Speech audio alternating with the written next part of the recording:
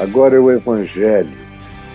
Esse Evangelho, por ocultação alguma, simplificando hoje, aqui, agora. Eu vou ler para nós um livro aqui escrito a respeito disso. Depois eu fiquei pensando, um livro tão que está aí disponível para todo mundo que queira ter. Então eu prefiro que você pegue o meu livro aí dentro do ambiente da Prologos e leia o meu livro a todos os que fizerem isso. Apocalipse das Igrejas, referências históricas, as metáforas do Apocalipse são todas. Está aí diante de você no link livros, no portal caiofabio.net ou Apocalipse das Igrejas. Vá e pegue o seu, não perca, quando os cristãos vivem contra o Evangelho. Lertores, no apagar das luzes do seu olhar ministerial, o tempo da chegada dele já tinha vindo. Como ele diz no verso 8, já agora a coroa da justiça me está guardada. Ele sabia que ia partir.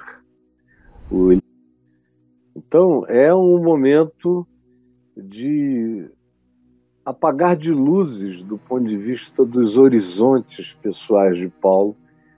E o que você lê nessa carta é que, do ponto de vista de Timóteo, vem depressa, porque Demas apostatou da fé. Crescente, não, mas me deixou. Foi para Tessalônica ou para Galácia buscar um conforto. E traga livros para ele, porque ele está preso num tédio terrível, num frio imenso. Aí ele pede livro, aí ele denuncia mais uma apostasia de Alexandre o Latoeiro, que causou a ele muitos males. E ele diz, toma cuidado, tem sensibilidade, ele não tem empatia.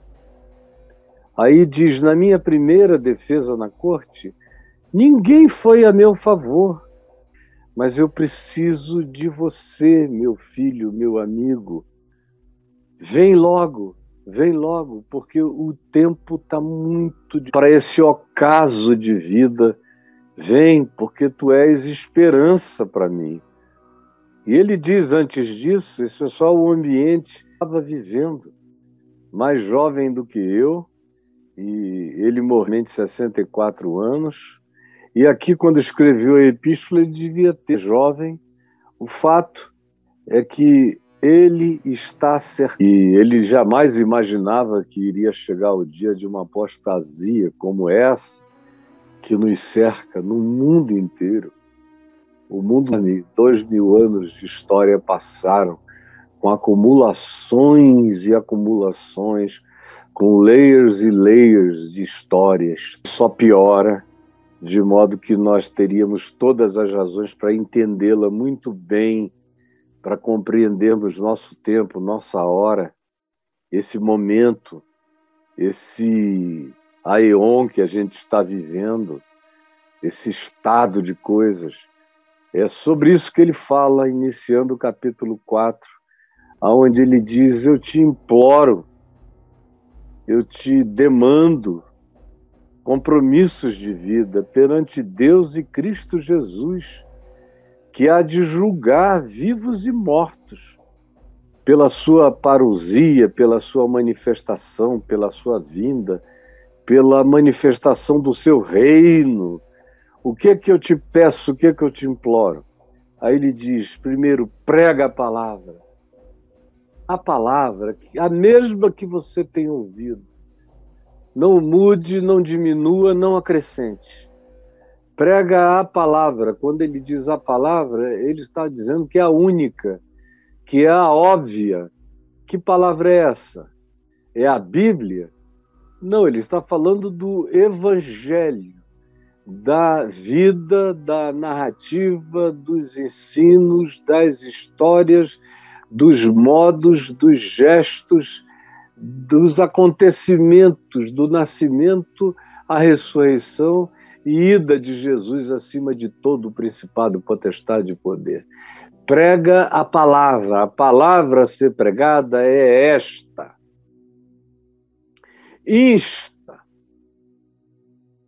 Insta, fala, impõe como consciência, demanda compreensão. E ele prossegue e diz, quer seja oportuno, quer não. É um tempo tão difícil, não fica pensando em buscar agradar ninguém. Quer seja oportuno, quer não, corrige. Quer seja oportuno, quer não, repreende. Quer seja oportuno, quer não, exorta. Agora, sabe fazer isso, aprende a fazer isso.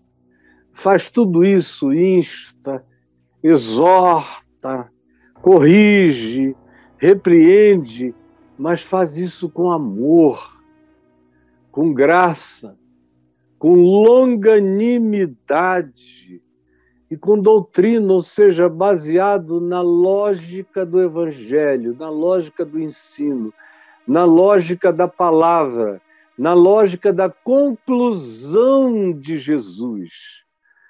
Isso é fazer as coisas com doutrina, ou seja, é conforme recebeu dos doutos no Evangelho, que foram os apóstolos, e dentre eles o mais lúcido de todos e o mais amplo de compreensão que veio a ser Paulo, é essa palavra que ele diz, guarda, compromete-se com ela, comprometa-se com ela e viva. E não tenha medo, não busque ser corretinho, porque a hora é grave, é difícil, é pesada. Não viva para agradar ninguém. Você não sabe o que nos espera logo ali. Adiante, não perca o tempo que você tem precioso, nem a energia que você pode usar em favor da divulgação da pureza do Evangelho. Faz isso. Insta, corrige, repreende, exorta.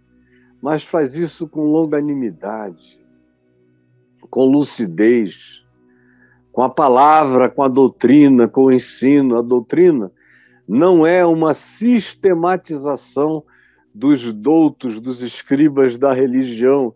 A doutrina, que Jesus mesmo usou a palavra sem nenhuma sistematização, era a pureza do Evangelho encarnado e vivido por ele. Esse é o sentido da palavra doutrina no Evangelho e em Jesus e nos apóstolos. Não é uma montagem de construções sistematizadas do que Jesus disse. Isso é uma realidade a ser produzida muito tempo depois pelas influências aristotélicas e da filosofia grega. Não era assim desde o princípio. No princípio era o Evangelho. E era no Evangelho que se devia estar. E fora do Evangelho não havia vida a se celebrar. Esse era o ensino de Jesus e o ensino dos apóstolos. E ele diz, faze isto. E faz com essa lucidez, com essa lógica de Jesus.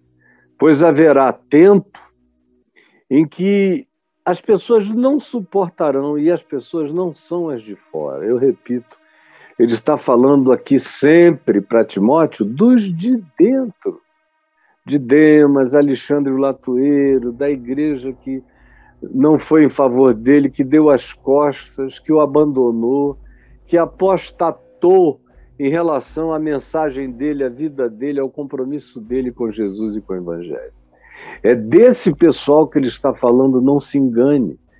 Então ele diz, pois haverá tempo em que não suportarão a sã doutrina.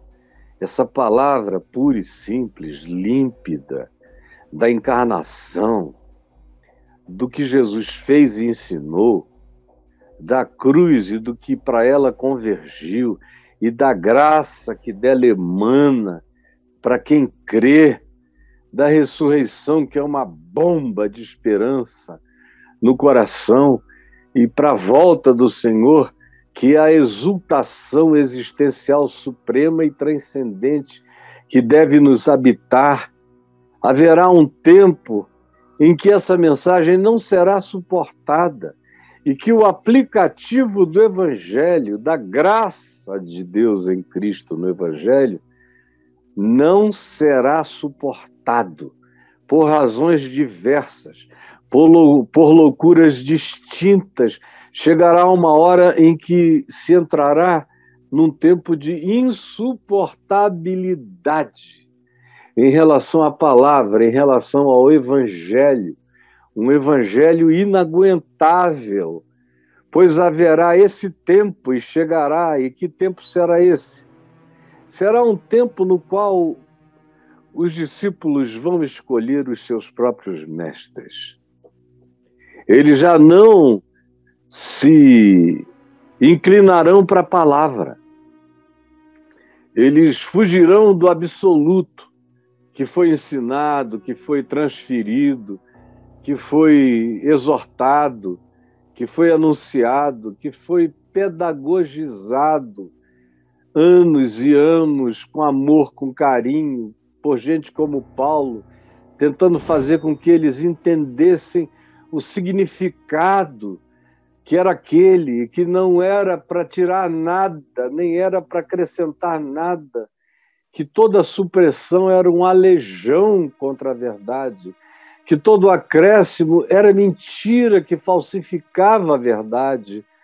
Então ele diz, esse tempo chega, já chegou, está chegando, sempre estará entre nós e vai crescer, em que haverá a insuportabilidade da simplicidade do Evangelho. Eu, por exemplo, me lembro que há 50 anos, quando eu comecei a falar, se houvesse alguém em algum lugar dizendo as coisas que eu digo aqui todo dia, milhões de cristãos estariam em volta, à volta, crescendo, bebendo. E se as loucuras que hoje são anunciadas estivessem também sendo ditas, elas seriam rejeitadas, porque a maioria ainda queria o que era bom. A maioria ainda lia as Escrituras, a Bíblia, ainda lia o Novo Testamento especialmente, e ainda ouvia uma palavra que anunciava a encarnação, a ação graciosa de Jesus para com os homens, a cruz e o que ela realizou e consumou, a ressurreição e o que ela garante, e a volta do Senhor e a esperança que ela traz. Ainda era assim. Agora não tem mais quase ninguém. Isso virou um tratado perdido que tem que ser achado arqueologicamente, está enfiado nos porões da consciência, mas a grande maioria anda distante e não quer nem ouvir falar disso, porque diz, qual é a novidade? Eu quero novidades, me traga novidades, Caio. Para essa realidade eu não quero. Como alguém já me disse, isso me faz ficar triste. Mas essa é a boa nova. Quando alguém ouve a boa nova e fica triste, tem alguma coisa muito errada, não com a boa nova, mas com o coração que fica triste diante do anúncio de tão grande graça, de tão grande salvação, porque esse tempo chegou, e chegou cada vez mais. Nos dias de Paulo era um ensaio. Aqui entre nós isso tomou proporções extraordinárias, porque os homens e as mulheres escolheram os seus mestres. Hoje a gente, mais do que nunca, tem esse panteão, essa variedade louca de ensinos e ensinadores, de mestres e de coaches e de técnicos e de pastores miraculosos, de promessas que Jesus nunca fez, que o Evangelho nunca trouxe. E são esses os que são escolhidos. Se eu estivesse aqui falando outras coisas, milhões e milhões e milhões estariam aqui. Eu sei quais são as coisas que essa geração quer ouvir. Eu sei todas elas, eu sei de trás para frente. Eu sei melhor do que a maioria o que as pessoas querem ouvir. Mas o que elas querem ouvir não é evangelho, é desevangelho. O que elas querem ouvir não é a graça de Deus, é barganha com Deus, é negócio com Deus. O que elas querem ouvir não é a tão grande salvação gratuitamente oferecida no amado. Elas querem aquilo que elas possam adquirir nos negócios que elas venham a fazer com a religião. Elas querem garantias, como alguns e centenas já me disseram. Uma das últimas vezes eu até ri muito, porque foi um comediante conversando comigo, que falou, olha, eu quero me converter, mas quando eu me converter, eu não quero me converter num evangelho assim, bom como esse seu, cheio de amor, de graça e compaixão. No dia que eu for me converter, eu quero me converter no cacete.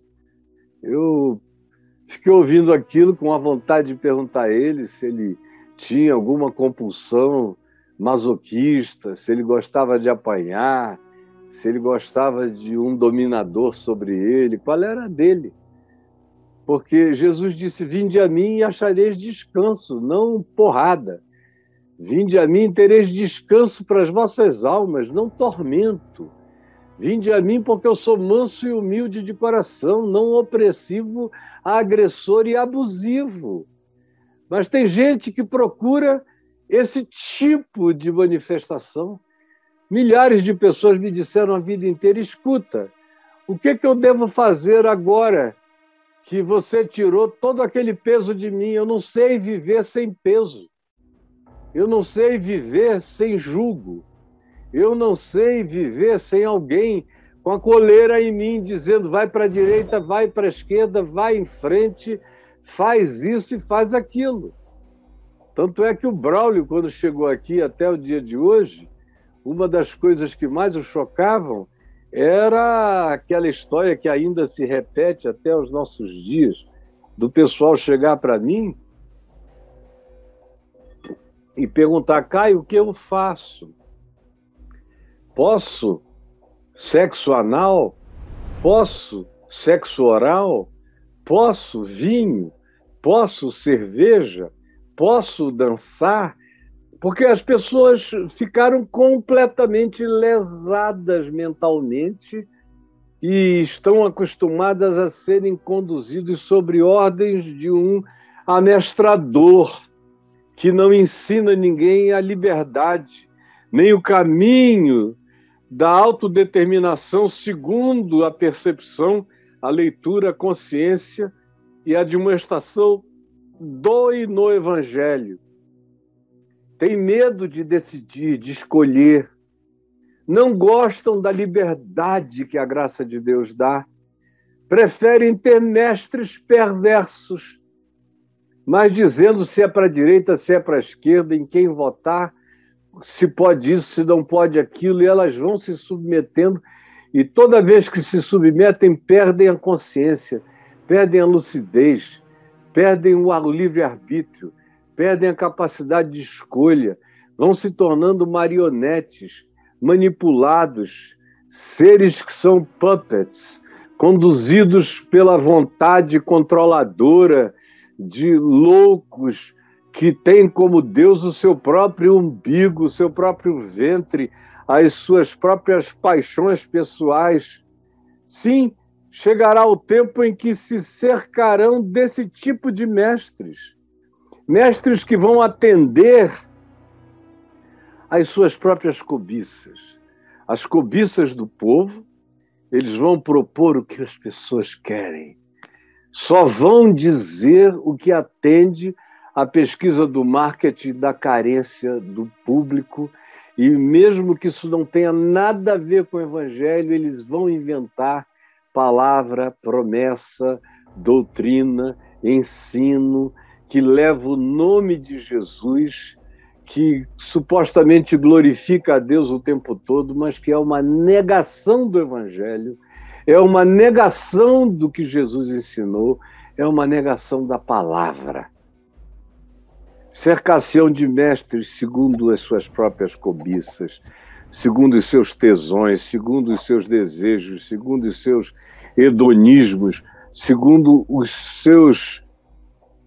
sua volúpia, segundo a cobiça da posse, do ter, do controlar, do dominar. E sim, porque quando eles ouvem a palavra simples, pura do Evangelho, eles sentem um desconforto insuportável. Eles não aguentam o Evangelho puro e simples, dá coceira nos ouvidos. É um incômodo, o cara não aguenta. Tem gente que chega aqui e não suporta 10 minutos, 15 minutos, sai. Sai, até porque alguns dizem, se eu ficar aqui, eu vou acabar me comprometendo com o que eu não quero. Eu não quero saber. E dá coceira nos ouvidos, incômodo, angustia a alma. Por isso eles se recusarão, tanto quanto se recusam, a dar ouvidos à verdade. Eles fogem da verdade. Eles têm pânico da verdade. Eles sentem abuso pela verdade. Eles preferem, Paulo diz, entregar-se às fábulas, às construções, às ficções, às mentiras, às invenções, às revelações criadas, montadas, às fajutices que são ditas em nome de Deus, assim diz o Senhor, com promessas que atendem à cobiça da vida e do coração que não suporta o Evangelho, mas quer Deus como promessa de fábula, de ficção, de engano e de mentira. Então Paulo diz, tu, porém, ser sóbrio. Ser sóbrio. Você tem me ouvido direto. Você tem visto o resultado do Evangelho na minha vida porque eu busco encarnar essa palavra. É de mim que você tem aprendido. Eu sou o livro vivo, a epístola viva, a carta viva, é a minha vida. Olha o que o Evangelho faz, o que ele produz, o tipo de caráter, o tipo de gente que ele gera. Você tem que saber que é pelo seu fruto, pelos seus frutos que os conhecereis, e o fruto não são feitos, não é a construção de templo, não é a expansão do ministério, não é a quantidade de gente. Isso aí tem a ver com império, empresa, indústria, tem a ver com o mundo, essas quantificações, esses cálculos. No Evangelho, aquilo que é prosperidade, aquilo que é fruto, é do Espírito Santo. O único fruto que Jesus conhece é o fruto do Espírito. É o fruto que permanece, que é amor. Amor não romântico, amor vivido, praticado, tocado, amor solidário, amor que não foge, não vira as costas e não vira o rosto ao próximo. Amor cheio de alegria, alegria no Espírito Santo, alegria e gozo, exultação na esperança, paz que não decorre de circunstâncias, mas da transcendência do amor de Deus em nós, que excede a todo entendimento e que nos ensina a vivermos contentes em toda e qualquer situação. Alegria, paz, bondade, longanimidade, fidelidade, lealdade, justiça, verdade, sinceridade, domínio próprio, autocontrole. Esse é o fruto. Se você tem 1 milhão de pessoas com você, mas você tem que disfarçar quem você é o tempo todo, porque na intimidade você não dá esses frutos, Você pode ter e fazer o que quiser fazer, como Jesus disse. Pode expulsar demônios, profetizar, curar, mas ele vai dizer: eu nunca conheci você, porque eu só conheço o fruto que você dá. Pelos seus frutos os conhecereis. Espinheiros não produzem uvas, nem figueiros produzem espinhos. Por isso, não é questão de olhar a produção do trabalho quantificável de ninguém, é olhar a vida. É a vida que é a palavra, é a vida que é a carta escrita, é a vida que é a epístola, é a vida que é o Novo Testamento, de quem creu no amor e na aliança de Deus com os homens, é a vida. Tu, porém, ser sóbrio. Por isso, o primeiro apelo é para o caráter, para a mente, para a lucidez, para a atitude, para a sobriedade em todas as coisas, para a perseverança, para não ficar preocupado quanto a ficar só ou não ficar só, se tem muita gente contigo ou não, se são em seu favor ou contra você. Suporta as aflições, suporta a perseguição, suporta a contradição, suporta a rejeição, suporta a gozação, suporta o fazer pouco deles. E, enquanto isso, faz o trabalho de um evangelista, de quem anuncia a boa nova do evangelho. Prega as pautas de Jesus, a mensagem de Jesus, e encarna isso, cumpre cabalmente, plenamente, encarnadamente, integralmente, o teu chamado, a tua vida, o teu ministério, porque os tempos são esses. As pessoas sentem coceira no ouvido, como Demas, que não aguentava mais e resolveu ir embora, como Alexandre o Latueiro, para quem a palavra do Evangelho se transformou numa coisa insuportável, para tantos outros que, quando me viram aqui presos, no apagar das luzes, disseram: isso tudo não era bem assim, quem sabe Paulo se equivocou, e começaram a encontrar outras alternativas, outros caminhos, os desvios, a tirar coisas, a acrescentar coisas, a tentar fazer com que o evangelho fosse adaptável para o contexto, para aquela hora, diminuindo o escândalo da palavra, o escândalo dessa prática, o escândalo do chamado desse amor que quer ser encarnado, vivido,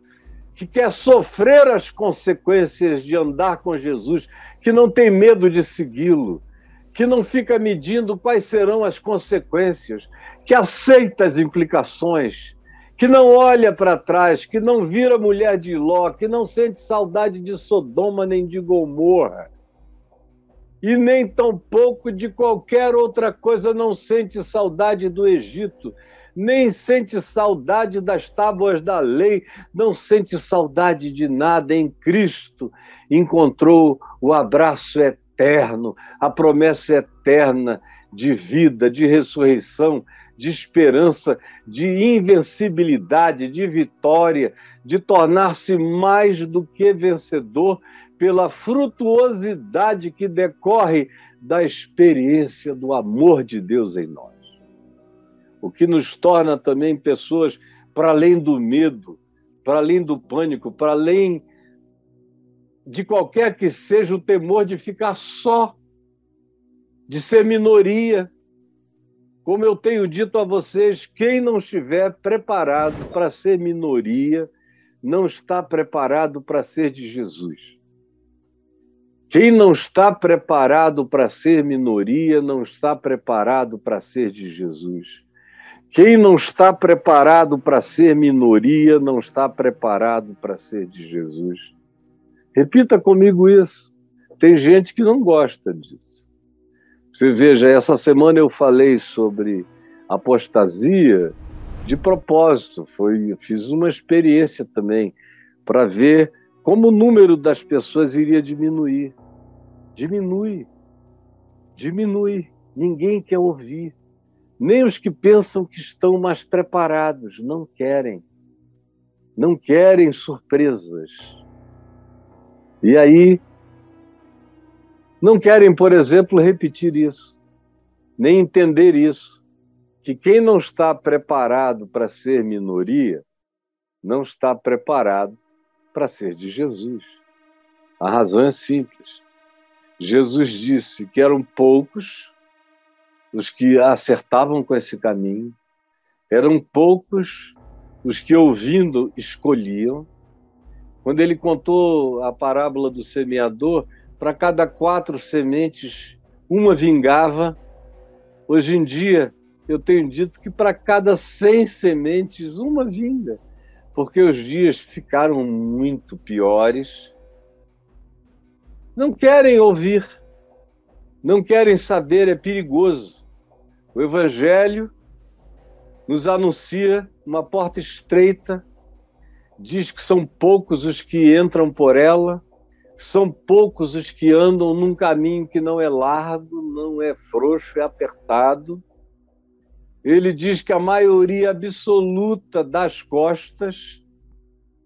Ele nos chama de pequenino rebanho, a quem o Pai escolheu dar o reino. Ele diz que não foram muitos, poderosos, nem sábios e entendidos. Não, não foram muitos. Foram pessoas simples as que a acolheram.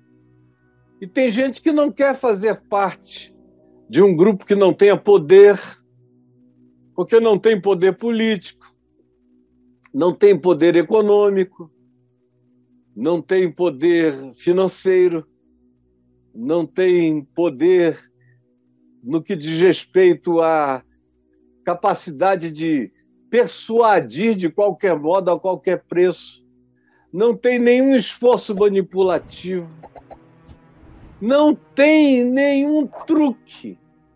É tudo limpo, é tudo simples, é tudo o que é tudo com a cara para fora, é tudo sem armação, é tudo sem magia, é tudo sem promessas que não se pode cumprir, é tudo na clareza do chamado à perseverança. E Jesus disse, numa pergunta que merece uma resposta por você do dia de hoje, ele disse, perguntando, quando vier o Filho do Homem, porventura encontrará fé na terra? Me responda. Quando o Filho do Homem vier, ele vai encontrar fé na terra? Qual é a resposta que Jesus deu a essa pergunta? Ele fez uma pergunta retórica. A resposta era, obviamente, não. Obviamente, não. Quando vier o Filho do Homem, encontrará, porventura, fé na terra? Ele encontrará muita gente religiosa, muita gente dizendo, em teu nome fizemos. Ele dirá, muitos virão, dizendo, em teu nome fizemos, acontecemos, expulsamos, profetizamos, curamos, levantamos fundos, construímos grandes ministérios, mas ele, Jesus diz, eu lhes direi explicitamente, apartai-vos de mim, malditos, pervertedores dos santos e retos caminhos do Senhor. Como Paulo disse ao procônsul Sérgio Paulo, pervertedor dos santos e retos caminhos do Senhor. Encontrará, quando vier, porventura, fé na terra? Encontrará muita religião, mas encontrará só apostasia. O nome dele estará em todos os lugares,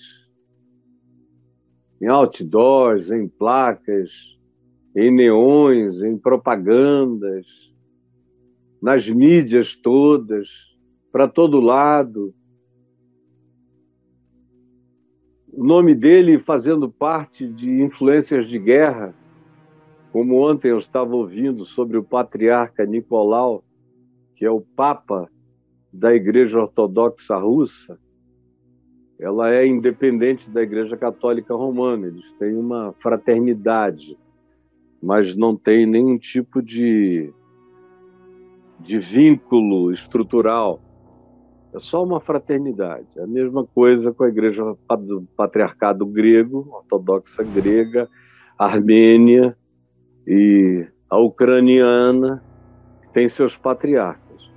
E o patriarca russo, o patriarca Nicolau, ontem as mídias anunciaram que os bens dele foram bloqueados no exterior. E eu fiquei pensando, na minha ignorância, que não sabia quase nada do patriarca Nicolau, eu comecei a ouvir mais sobre ele agora na guerra da Ucrânia, comecei a ver que ele era pró-Putin e a qualquer preço, que abençoou as ogivas nucleares, que fazia tudo que o Putin mandava. Mas aí ontem eu fiquei sabendo que a razão, antes de tudo, é econômico-financeira. É de poder político e de poder econômico-financeiro. Politicamente falando, ele é um dos homens mais poderosos da Rússia atual, mais do que muito general.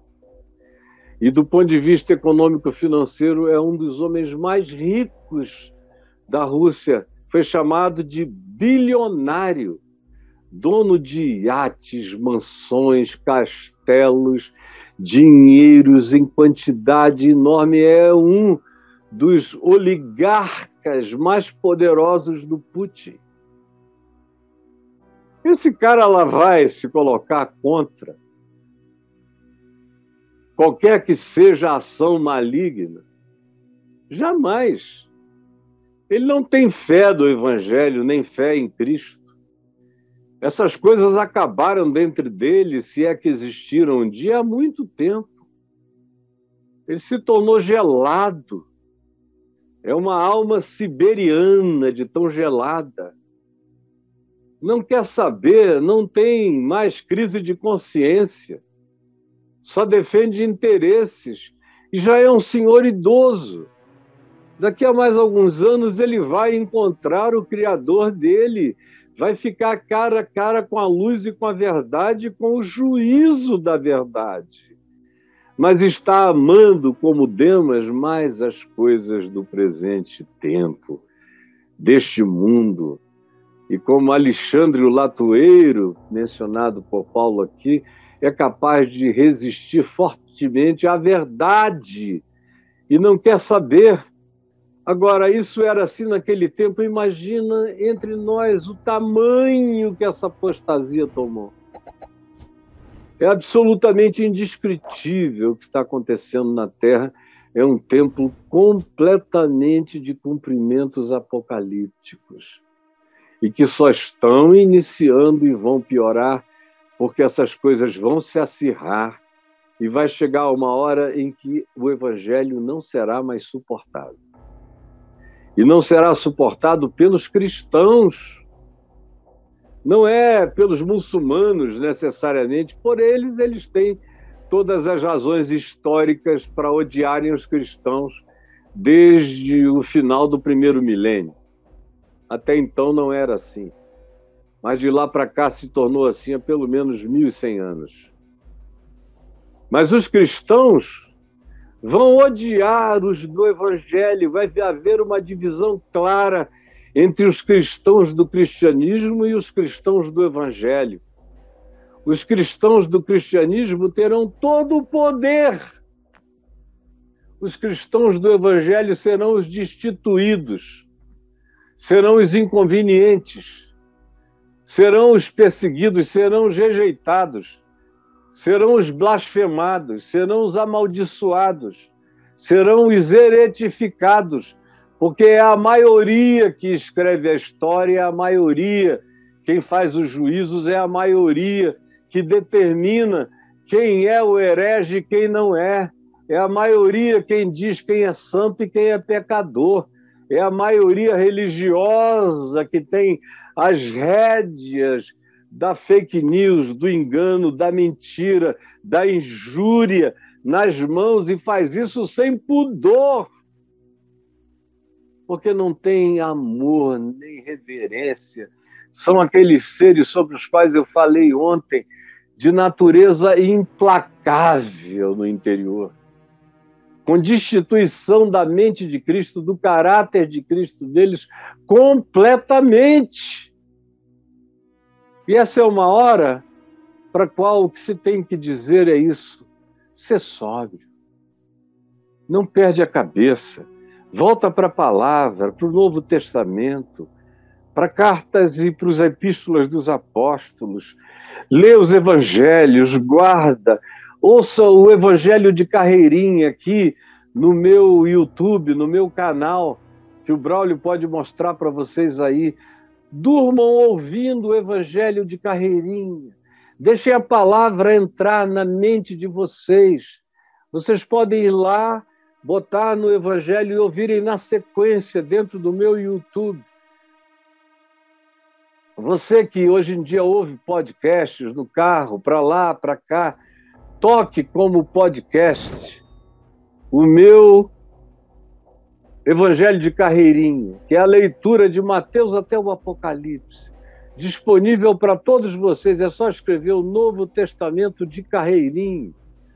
E vocês vão encontrar aí dentro da lupa do meu canal e vão poder ouvir desde Mateus 1. Deixa ouvindo, deixa entrar no inconsciente, deixa habitar o teu subconsciente, deixa entrar na tua mente, deixa penetrar você.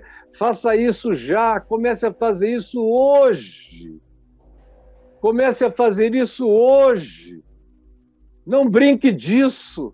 Nem pense que eu estou aqui tendo prazer em dizer o que eu estou dizendo, porque isso só diminui o meu público, mas eu não estou preocupado com essa diminuição. Eu sou preocupado com a qualificação da sua perseverança, do seu compromisso, da sua consciência, da sua vida, do enraizamento da sua existência no chão do Evangelho. Eu quero partir para o Senhor em paz, sabendo que eu combati o bom combate, completei a carreira e guardei a fé. Esse é o objetivo único da minha vida. É combater e escolher as pautas de Jesus como tema dos meus combates, dos bons combates. Estou aqui para ir até o fim, para completar a carreira, para não faltar nenhum dia, para guardar essa fé intacta em mim, para mim, no meu coração, e compartilhando-a com todos e para todos, segundo o Evangelho. Jesus, que essa palavra dita a meninos, a crianças, a jovens, a adolescentes que estão me entendendo, dos líderes religiosos, dos condutores de almas, apenas na intenção de agradarem e de atenderem a... É gente que perdeu a transcendência, que não tem mais a ação, que vive só entre o berço e a sepultura, entre o nascer e o morrer. Tudo que lhes interessa é só o que acontece debaixo do sol. Tempo, essa é a hora, esses são os cristãos, essa é a maioria. Pelo amor do... Amém, amém.